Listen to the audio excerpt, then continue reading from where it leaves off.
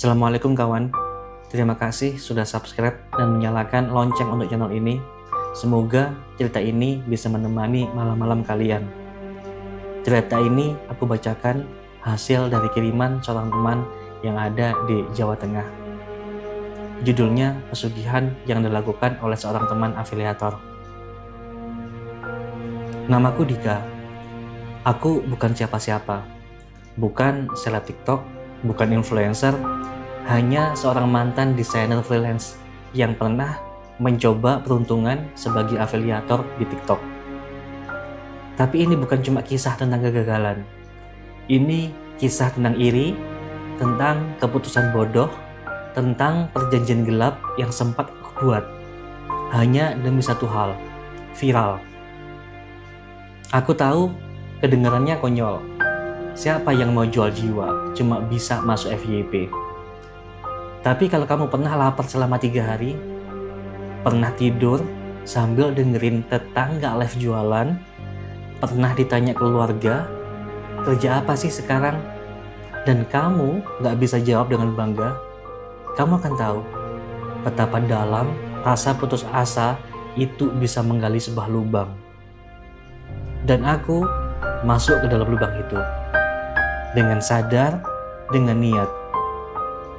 Biar aku ceritain semuanya dari awal, biar gak ada lagi orang seperti aku yang rela bertukar nurani demi sebuah algoritma. Tahun 2022, aku baru aja kehilangan pekerjaan. Kantorku bangkrut. Gaji terakhir hanya cukup untuk bayar kos dan cicil utang. Aku mulai nonton TikTok. Banyak yang jualan, banyak yang cuan. Katanya cuma modal HP bisa dapat jutaan. Kupikir, kenapa tidak? Aku mulai dari review barang kecil-kecilan, penumbuk bawang, centong lucu, atau alat serut keju. Tapi view-nya ya di bawah 100 lah. Likes-nya 0. Sementara tetanggaku Bayu yang dulu suka pinjam motor buat ngojek, sekarang tiap malam live jualan, lighting-nya terang banget, tawanya keras, followers-nya 200 ribuan. Kadang aku ngintip dari jendela sambil nunduk malu. Dalam hati aku cuma bisa mikir, kenapa dia bisa, sedangkan aku enggak? Aku pun coba lagi, ngedit video lebih niat, beli tripod walaupun murah, minta tolong adik untuk bantu syuting. Tetap aja nggak ada hasilnya. Dan akhirnya aku mulai nanya sesuatu yang seharusnya nggak aku tanya. Apakah Tuhan memang pilih-pilih rezeki di era digital ini? Malam itu aku duduk sendiri di atas kasur gulung. Layar HP menyala. Cahayanya biru memantul di wajahku. Aku scrollin timeline, dan di FYP muncul wajah Bayu lagi. Live-nya rame, 3.000 penonton, rame banget. Dia joget, dia promo, dia ketawa. Dan yang paling bikin ngilu, orang-orang di komentar bilang dia lucu, karismatik, idaman. Aku lihat pantulan wajahku di layar HP. Dan yang kulihat cuma orang gagal yang bahkan tak mampu bayar cicilan kos. Aku bangun, keluar kamar, jalan ke warung kopi dekat perempatan, duduk di pojokan, pesan kopi saset 1.000 perak. Dan saat itu aku ngetik di Google, cara cepat viral tanpa followers, dan muncullah sebuah akun iklan di Facebook. Akunnya Kijaya Digital, dukun viral dunia maya. Awalnya aku pikir ini prank, tapi bio-nya serius loh. Buka aura FYP, susu digital, penglaris keranjang kuning, dan lain sebagainya.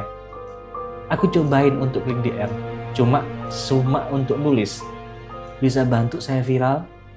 Balasannya muncul dalam 1 menit. Bisa, tapi kamu harus siap terima akibatnya. Aku balas, saya udah terlalu lama hidup dengan akibat. Sekarang saya mau hasil. Aku pikir dia bakal ngirim link atau kursus digital marketing. Tapi ternyata tidak.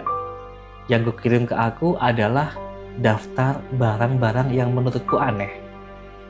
7 bunga warna-warni, 1 lembar kain putih, air dari kamar mandi tengah malam, dan suara mantra dalam bentuk rekaman. Aku ketawa geli waktu pertama kali baca. Gila, ini beneran dukun beneran, pikirku. Tapi di malam itu entah kenapa, aku ngikutin semuanya. Aku mandi air bunga jam 2 pagi, bacain mantra sambil buka TikTok. Bahkan sempat kesurupan tawa sendiri, gara-gara rekamannya mirip suara Ki Joko Bodo versi digital. Besok paginya, videoku yang review pencapit makanan itu tembus 237 view. Ini gila sih. Aku bingung. Aku cek 2 kali, 3 kali, refresh berkali-kali. Tapi tetap sama. Komentarnya rame, likes-nya membludak. Bahkan ada yang nanya, "Bang, live dong."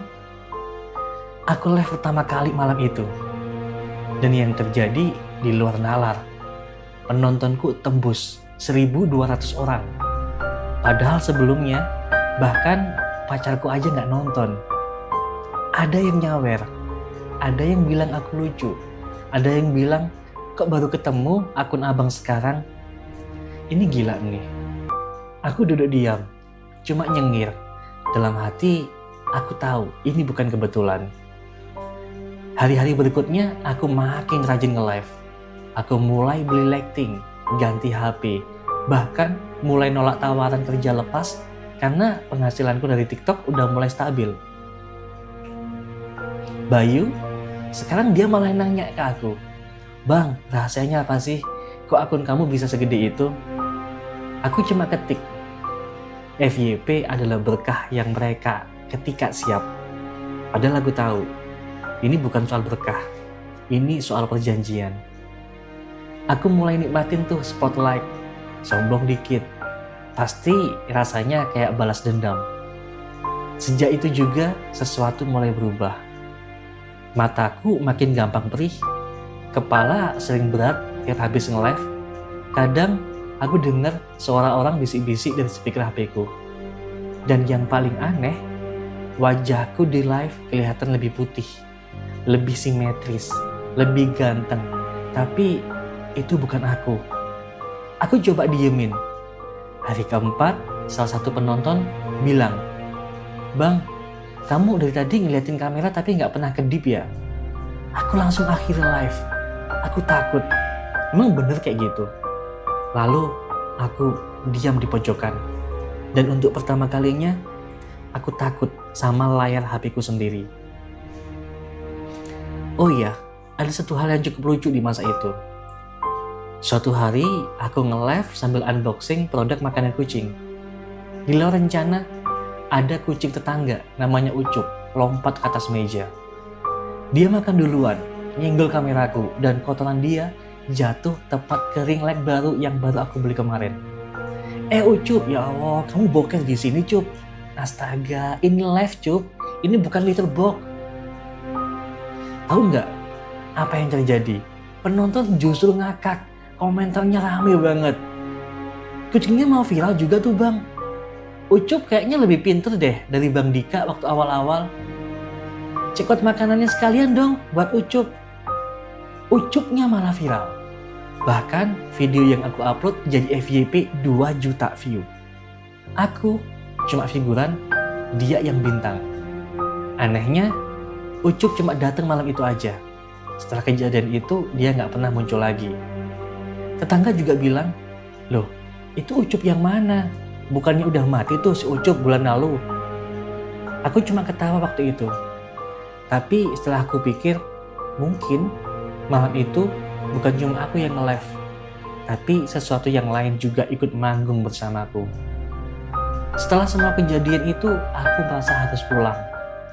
Bukan ke dunia nyata, tapi ya ke rumah, ke orang tuaku, ke tempat di semua terasa lebih tenang. Aku naik bis malam dari terminal tanpa bilang siapa-siapa. Di perjalanan, aku buka galeri HP. Aneh, semua foto dihapus kecuali satu. Fotoku sedang senyum aneh di depan kamera, sama seperti yang jadi wallpaper. Sesampainya di rumah, aku langsung peluk ibu. Tapi bukan karena kangen, tapi karena khawatir. Ibu dengan lembut dia bilang, "Wajahmu kok pucat nak? Mata kamu kayak bukan kamu." Aku cuma jawab singkat, "Capek kali bu." Tapi sejak aku pulang, suasana rumah berubah. Ayahku lebih banyak diam.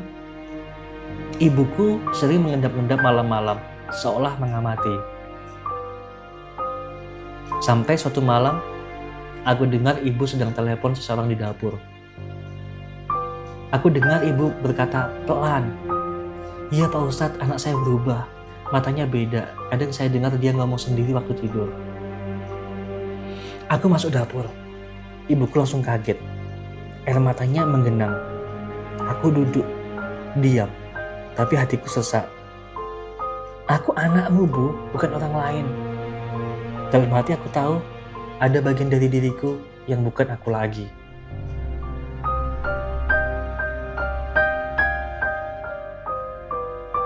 Besok paginya, aku ajak ayah duduk di teras. Kami ngopi, sunyi, lalu dia bicara. "Kamu main apa sih di kota? Sampai ibumu nangis tiap malam." Aku gak jawab, aku cuma tunduk. Lalu dia bilang sesuatu yang bikin tenggorokanku tercekat. "Ayah mimpiin kamu, dikunci di sebuah kamar. Tapi yang keluar bukan kamu." Malam itu aku nangis, benar-benar nangis. Aku sembunyi di kamar belakang, tempat aku biasa tidur waktu kecil. Aku buka TikTok dan tanpa sadar, jari ini masukin email dan login. Yang muncul bukan akunku, tapi akun lain.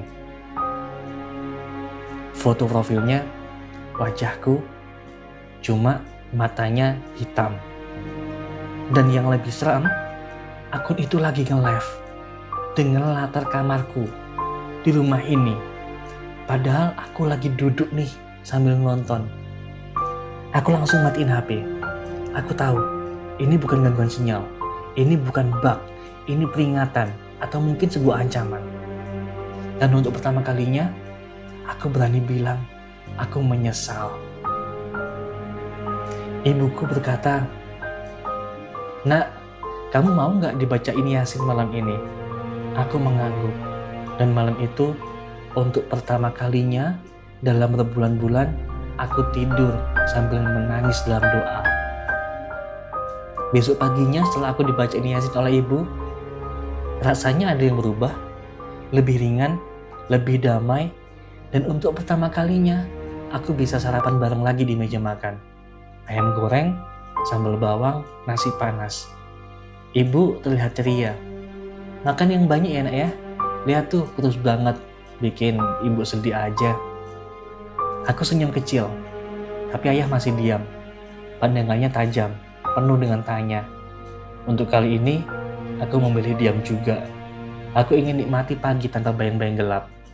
Sampai tiba-tiba, ada satu kejadian yang bikin semua tegang mencair sebentar. Aku sedang makan, lalu kucing tetangga nyelonong masuk lewat jendela.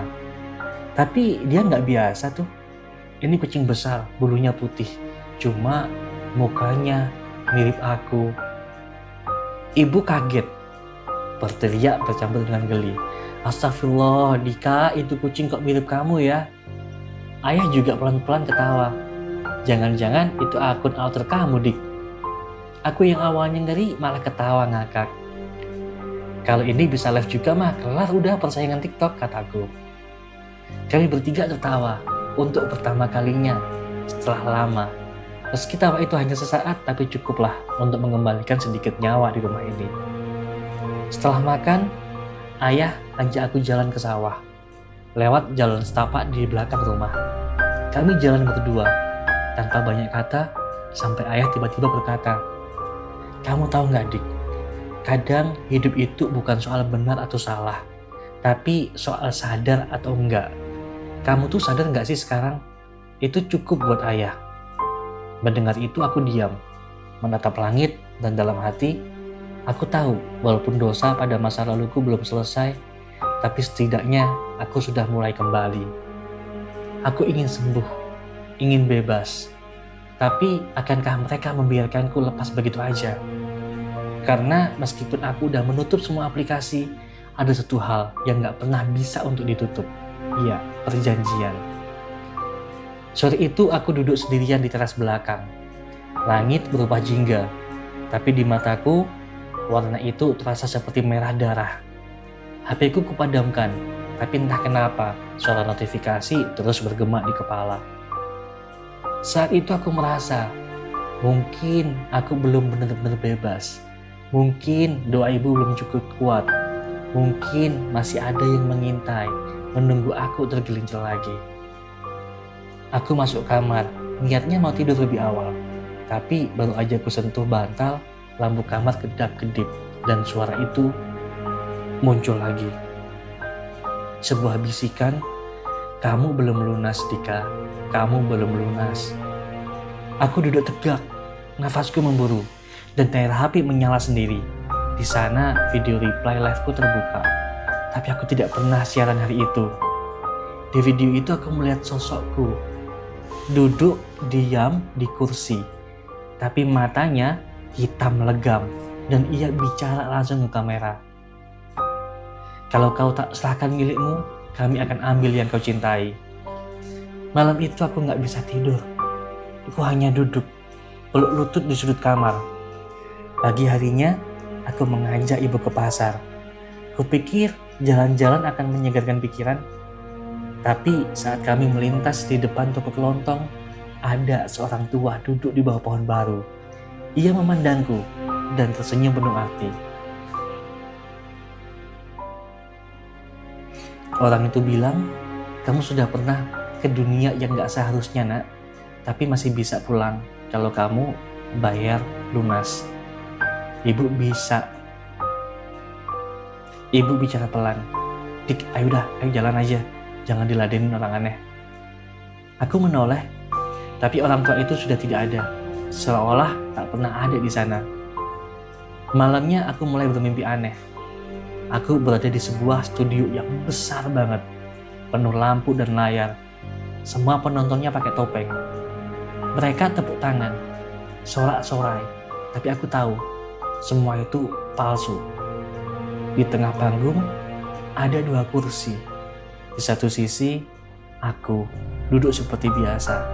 Di sisi lain, sosok lain yang juga menyerupai aku, tapi dengan versi yang gelap, tanpa pupil, tanpa senyum. Lalu seorang pemandu acara datang. "Selamat datang di siaran terakhir.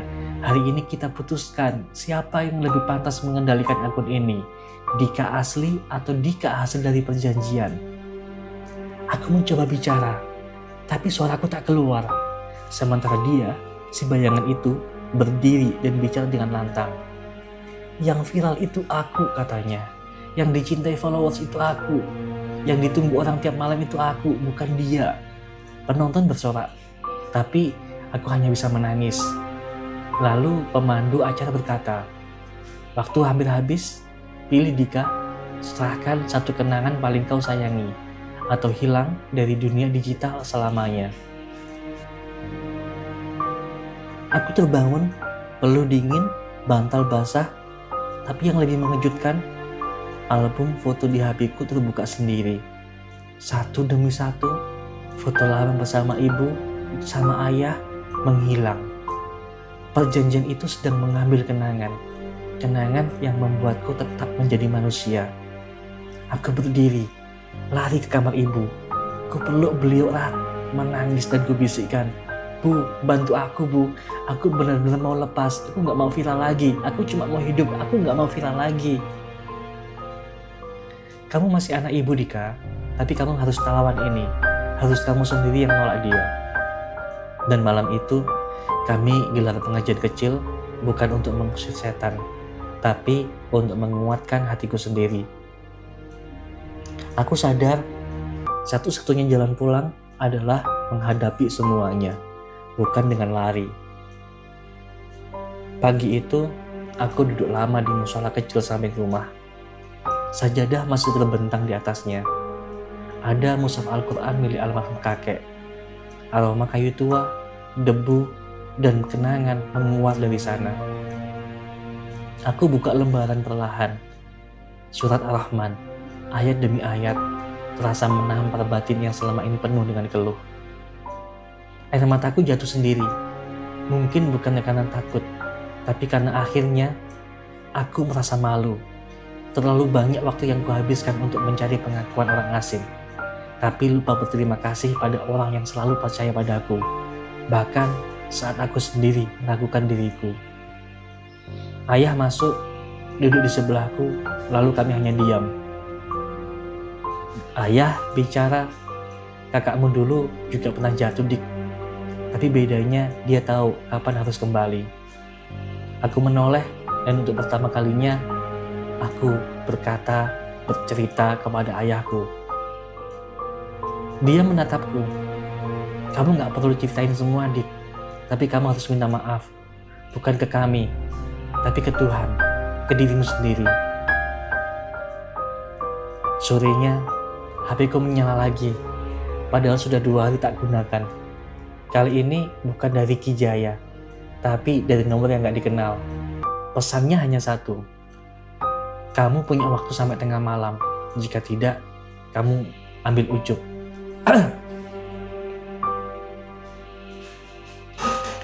Pesannya cuma satu.